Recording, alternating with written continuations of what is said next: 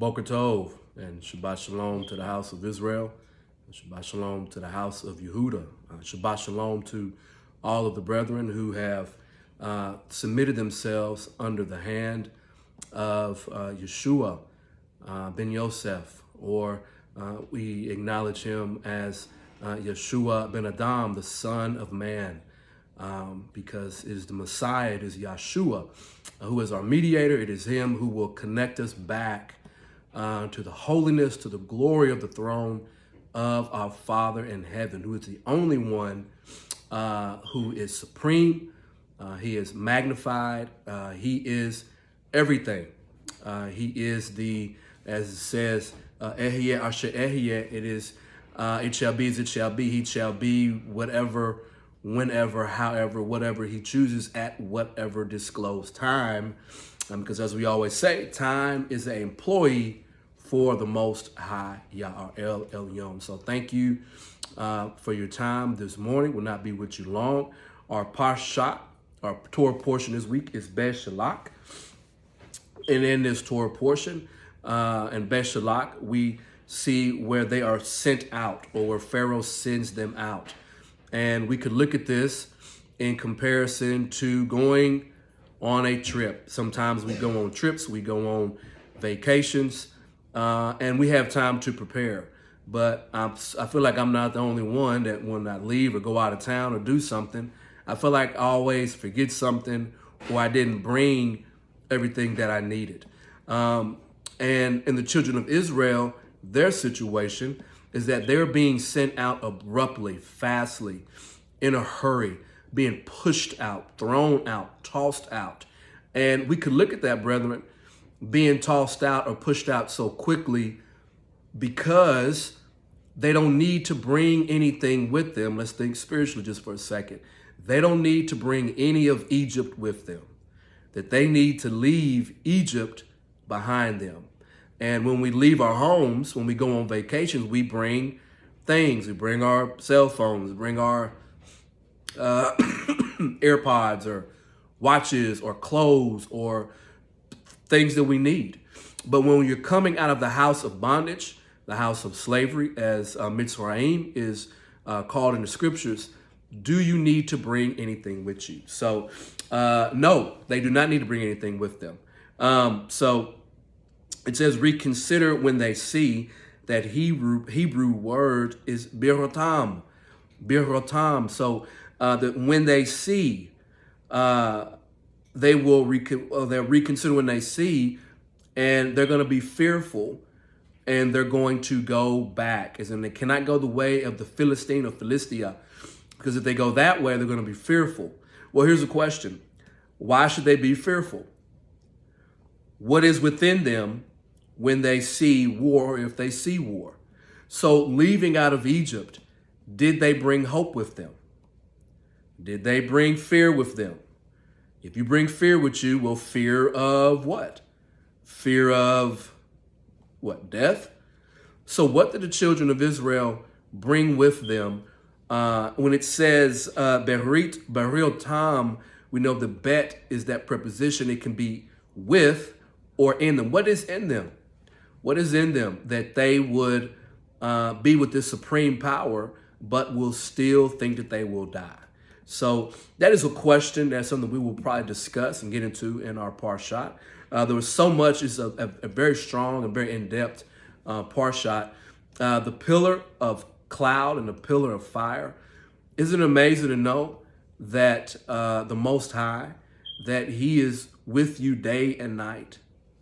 Do we recognize that he is with us day and night? The only question is, are we with him day and night? Another thing where we have to self-examine or reflect or look in the mirror.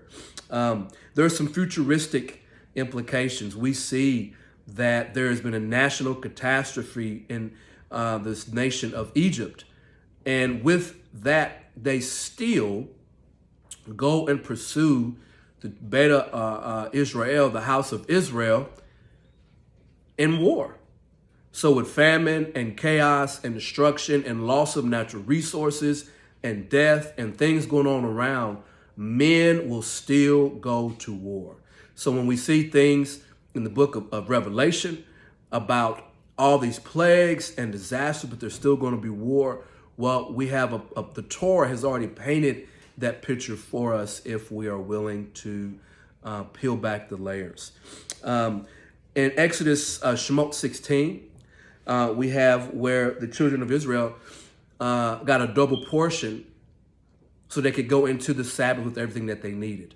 And the children of Israel, some of them still went out to pursue the manna. What do we see? What do we learn? We learned that the children of Israel could not see when they left Egypt. They could not see, right? Bir Rotam, that if they see war, they're going away. Well, they could not see the Shabbat. And when we think about that, today, still in 2023, we do not see Shabbat. We do not see it. We don't see it. And since we don't see it, we don't gather it. We don't understand it. We don't acknowledge it. And we're missing out on Yah's provision. When you cannot see Shabbat, you will miss out on the Most High's provision. So we see this example being given to us within the Torah in that section. In Shemot, in the 17th chapter, Yah tells Moshe to smite the rock. And we get a picture that Apostle Shaul, who is actually using some oral tradition out of the Mishnah about the rock that followed them within the wilderness. And that rock that followed him, as Shaul says, that rock was Messiah. Well, within the oral tradition, there's a story that everywhere the children of Israel went, that the rock followed them, and that rock supplied them with supernatural water.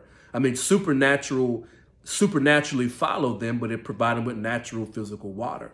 And Shaul says that that rock was Messiah.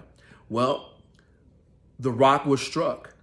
And we know in the prophets that Yah had his prophets say that it would please him to smite his beloved. He will smite his own. That he would smite his own son, so to say. But what happens is that in another section in the Torah, that Moshe was told to speak to the rock, and Moshe, in anger and frustration, struck the rock. Well, what do we see with that? The flesh of men are going to want to strike Messiah again. Is this a reason why the nations and our technology are gearing up for something or for somebody in a futuristic war, in a futuristic battle? Whether or not you believe in the scriptures and either outside the canon book like 2nd Esdras, where there is a clear battle for or against the Son of Man, against Messiah. We have companies like Boeing who have weapons and lasers that are in the heavens, in the sky. For who? For what? I don't know. So clearly men are going to try to strike the rock. It's in the flesh of men to strike the rock. So there are so many nuggets and Hebrew gems within this Torah portion. Join us today. We'll be obviously in Humboldt today. The Torah portion, that study will start at 11:30. And then in Carruthersville, Missouri, we'll start at 10:30. Study with us with the Torah. Study with us, worship with us. We'll have our lunch, and then we'll have our worship services, and then we'll have our afternoon message where we bring the living word, the word for the day, the word for the week for the saints. So join us physically, reach out to us, join us on Zoom or on YouTube Live. Subscribe to our channel, Restoring the Branches Ministry. There's a Facebook, there's Instagram, any social media platform that handle is found. So we thank you for your time. Hope you have a blessed day today, a blessed Shabbat. And we just hope that you be blessed. May Yah bless you and keep you. May He cause His countenance to shine upon you and be upon you. And may His face shine upon you. And may the Most High, may He give you shalom. So with that being said, we thank you. Shabbat shalom. And we hope and look forward to meeting you and seeing you soon. Shalom and be blessed.